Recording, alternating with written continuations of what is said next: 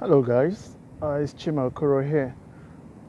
I want to talk about people getting disappointed every day.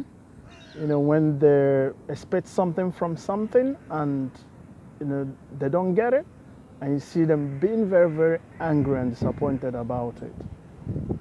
Well, I think the best attitude to life towards those situations is just to develop a mental attitude.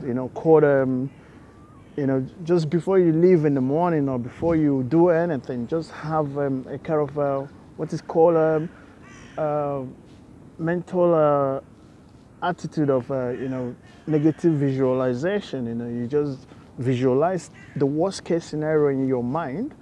If you can visualize worst case scenario in your mind in every action you're going to get yourself involved into, I think when it happens, that alone will give you a very strong mindset, to give you strength and energy to move on, because basically, if you can visualize something and on a worst case scenario and imagine what will happen, when that thing happens, you definitely you'll find a solution to it, and you move on because you've already anticipated it.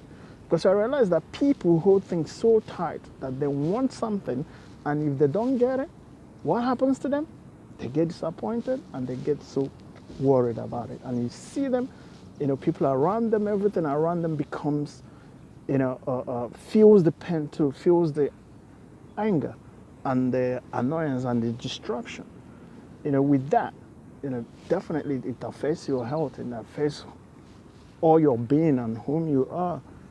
So basically, people, if you can visualize things, and not that you're gonna want it to happen to you, but it's just for you to understand that the universe works in a different way. That sometimes what we want don't come to us, and what we don't want is what comes to us. And beside as well, that wherever you set your mind on, is definitely might come to you, and that's why a lot of people attract uh, uh, negative things. They focus on the negative aspect of things instead of focusing on the positive aspect of things.